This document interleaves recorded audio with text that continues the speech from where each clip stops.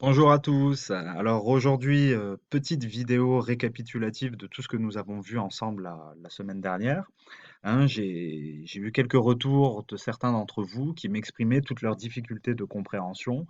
Donc voilà, c'est pour ça que j'ai décidé de faire une petite vidéo reprenant, hein, chacun des éléments qu'on a étudiés ensemble la semaine dernière. J'insiste sur le fait qu'il ne faut pas que ça vous inquiète, hein, d'avoir, quelques petites difficultés de compréhension. Tout ce qu'on est en train de faire en sixième, ce sont des éléments qui sont compliqués. Ils sont au programme, donc on doit les faire, hein, mais c'est compliqué. Donc pas d'inquiétude. J'espère, je compte, hein, à ce que vous progressiez, hein, vous soyez plus à l'aise une fois que vous aurez, vu cette vidéo. Alors, petit rappel, hein, on était parti de cette carte, d'accord? Qui vous présente, bah, l'ensemble, du monde grec, hein, et surtout les régimes politiques des différentes cités-États dans le monde grec, d'accord? Vous aviez remarqué, vous aviez compris qu'il existait 4 grandes familles de régimes politiques.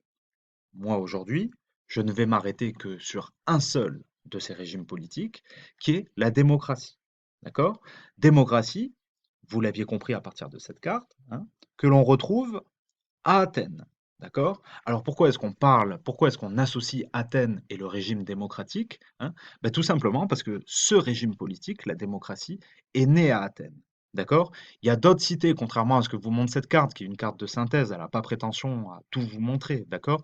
Mais il y a d'autres cités dans le monde grec qui ont choisi, au cours de leur histoire, la démocratie. Mais elle a été inventée à Athènes. D'accord? Et si on parle beaucoup de démocratie, moi j'y vois essentiellement 2 raisons. D'accord?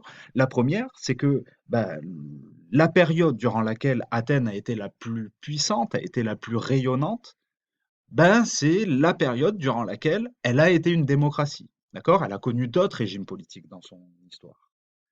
Mais la période durant laquelle elle a été la plus puissante, c'était la période durant laquelle elle avait adopté, suite à son invention, à Athènes, hein, le régime démocratique. Et la deuxième raison que j'y vois, bah, c'est évidemment que nous, aujourd'hui en France, on vit dans une démocratie. D'accord? Donc pour bien comprendre notre système politique à nous, actuel, hein, bah, il faut revenir aux origines.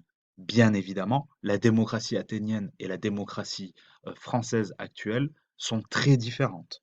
Mais on y reviendra, on fera des petits points communs, une petite comparaison. Bon, alors revenons au cœur du sujet. Alors, je voudrais simplement vous montrer, comme petit rappel, la voici, hein, l'activité sur laquelle vous aviez travaillé en début de semaine dernière. D'accord?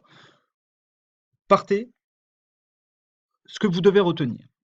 D'accord? La démocratie athénienne, elle repose sur 4 piliers. D'accord? 4 piliers principaux.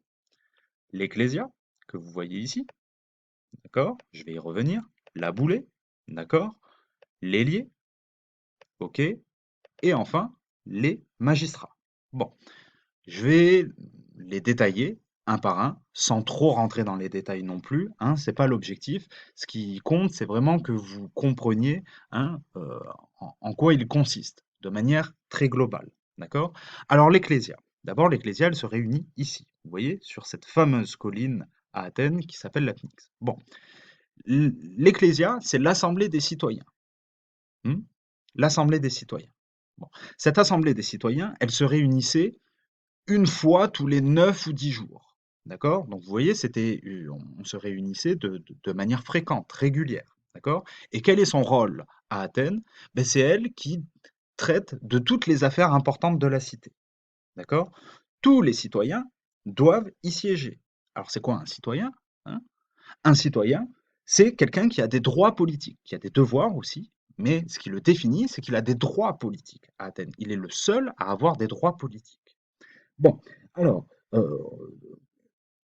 ce qui est très intéressant, c'est que là, que l'on soit riche ou pauvre, tous les citoyens avaient une entière liberté de parole. Vous voyez, ils siégeaient ici, plus de 5000 citoyens tout de même, hein, d'accord? Et lorsqu'on voulait prendre la parole, bah, on venait sur la fameuse tribune des orateurs, qui se situe ici. C'est quelque chose, hein, de parler devant 5000 personnes, vous l'imaginez bien. Bon, alors, on discutait d'un sujet, on débattait, si vous préférez, et à l'issue de ce débat, ben, on proposait un décret.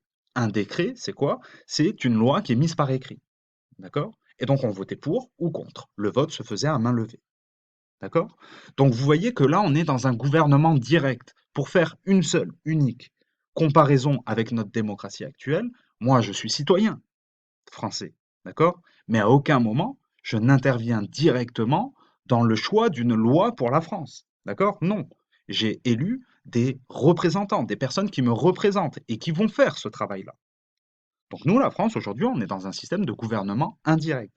Là, vous voyez qu'être citoyen, c'est participer directement à la prise de décision de sa cité-État. Donc on est dans une démocratie pardon, directe. D'accord? Voilà ce qu'on peut retenir de l'Ecclésia. Ça me semble être déjà pas mal. Deuxième chose, j'avance un petit peu, la boulée. Alors la boulée, elle se réunissait dans ce lieu que vous voyez ici, qui s'appelle le métron. D'accord? Alors la boulée, c'est quoi? On l'appelait aussi le Conseil des 500. D'accord? Pourquoi? Bah, tout simplement parce qu'on avait 500 citoyens qui y siégeaient. N'importe quel citoyen pouvait y siéger. Chaque année, on était tiré au sort. D'accord? La seule condition, en fait, c'est qu'il fallait avoir 30 ans. Et alors, quel est le rôle de la boulée? Ben, la boulée, elle prépare les discussions qui vont ensuite être menées à l'Ecclésia. D'accord? Donc, on prépare les lois sur lesquelles on va discuter, et c'est à l'Ecclésia qu'on va les voter ou non ensuite. D'accord? Pour faire très simple, c'est ça le rôle de la boulée. J'avance avec maintenant l'ailier qui se réunissait ici, en plein air. L'ailier, c'est ce qu'on appelle un tribunal populaire, c'est un tribunal du peuple, d'accord? Vous aviez environ 6000 citoyens qui y siégeaient là. Et qui là, c'est exactement la même chose, ils étaient tirés au sort. Chaque année, on tirait au sort 6000 citoyens qui devaient donc former le tribunal du peuple, d'accord? Alors, qu'est-ce que l'on jugeait à l'ailier? On pouvait juger n'importe quelle affaire, d'accord? Même des affaires criminelles. La particularité de l'ailier, c'est que c'est un tribunal dans lequel il n'y avait pas d'appel. Alors c'est quoi un appel? Ben, c'est que lorsqu'on conteste une décision de justice et que donc on relance une procédure judiciaire. Ça veut dire quoi? Ça veut dire qu'à l'ailier, d'accord, lorsqu'un jugement était rendu, on ne pouvait plus le contester. Il était immédiatement appliqué. Dernière chose dont je voudrais parler avec vous, hein, ce sont les magistrats. Les magistrats, ils ont un pouvoir important, là aussi ils sont très nombreux, ils sont à peu près 600, d'accord? Et parmi ces 600 magistrats, qui sont aussi des citoyens, je vais y revenir, ils ont en fait plusieurs fonctions. Vous voyez, il y a des magistrats qui sont spécialisés dans la police, il y a des magistrats qui sont spécialisés dans l'armée, bon, etc., etc. D'accord? Les magistrats, soit ils étaient élus, soit ils étaient tirés au sort. En fait, les magistrats les plus importants, eux, ils étaient élus. Parce qu'on considérait que c'était quand même une fonction qui exigeait d'avoir certaines compétences particulières. Par exemple, je vous donne un seul exemple, la magistrature des stratèges. Le stratège, c'est le chef de l'armée. N'importe qui ne peut pas être chef de l'armée. Donc lui, on ne le tirait pas au sort. On l'élisait. D'accord? Donc n'importe quel citoyen, en théorie, pouvait être magistrat. Une condition quand même, avoir 30 ans. Alors vous vous demandez pourquoi? Peut-être pourquoi, on impose cette condition de l'âge de 30 ans? Ben c'est tout simplement qu'à Athènes, on estime que, ben, 30 ans, c'est un petit peu l'âge de la sagesse, en fait. À partir duquel on peut donc exercer des responsabilités politiques un petit peu plus importantes ou un petit peu plus, je dirais, spécifiques, particulières, spécialisées que dans la simple assemblée des citoyens qui est quand même, vous l'avez compris, hein, un endroit particulièrement important. Donc là, ce que je vous propose, c'est de vous synthétiser le régime démocratique athénien en une phrase avec ces 4 piliers. Si vous avez bien compris, à la boulée, on prépare les lois qui sont ensuite discutées, débattues et surtout votées ou non à l'ecclésia. À l'ailier, ce qu'on fait, c'est qu'on sanctionne ceux qui n'ont pas respecté ces lois. Et les magistrats, eux, leur rôle, c'est d'appliquer les lois qui ont été préparées par la boulée et votées par l'Ecclésia. D'accord? Donc ça peut vous paraître comme le système politique le plus idéal finalement, la démocratie athénienne, puisque tous les citoyens participent directement au gouvernement de leur cité et au moins une fois dans leur vie, ils exercent même une responsabilité particulière à la boulée, à l'ailier ou pourquoi pas même une magistrature. Alors ça, c'est la théorie, d'accord? Déjà, on ne peut pas dire que ce régime, il est parfait, c'est une démocratie parfaite, dans la mesure où les citoyens forment une infime minorité de la population. Vous aviez un document pour vous en convaincre, d'accord? Il n'y a pas d'égalité en fait, hein. Il y a une égalité entre les citoyens, mais la population athénienne n'est pas composée que de citoyens. Les femmes n'ont aucun droit politique, les étrangers n'ont aucun droit politique, les esclaves, voilà, d'accord? La deuxième chose dont on peut parler, c'est que être citoyen, vous n'êtes pas rémunéré pour être citoyen, d'accord? Ce qui veut dire que pour beaucoup de citoyens, beh, ils avaient une activité en parallèle qui leur permettait, d'avoir une rémunération. D'accord? Sauf que quand on vous demande de venir sur la colline de l'Apnix, là, hein, au moins une fois tous les 9-10 jours pour discuter de la vie politique de votre cité, bah, peut-être que vous n'avez pas le temps parce que c'est pas ça qui vous fait manger. Vous comprenez ce que je veux dire? Donc résultat, on se rend compte que, beaucoup de citoyens délaisser leur responsabilité de participer à la vie politique d'Athènes, tout simplement parce qu'ils n'avaient pas le choix. Ils devaient travailler à côté, exercer leur activité professionnelle pour pouvoir nourrir leur famille, tout simplement. Alors à Athènes, on a trouvé une solution pour ça, hein. Au bout d'une certaine période, hein, c'est Périclès, un grand homme politique athénien, qui a décidé de dédommager, de donner une somme d'argent aux citoyens les plus pauvres pour qu'ils puissent venir assister à l'Assemblée des citoyens. D'accord? Et puis dernière chose sur laquelle, j'avais envie de de dire quelques mots, heu, tout à l'heure je vous ai dit que parler devant 5 000 personnes, c'était pas donné à tout le monde. D'accord? Donc la théorie veut que chaque citoyen puisse prendre la parole. La pratique, la réalité, c'est que c'est toujours les mêmes qui prennent la parole.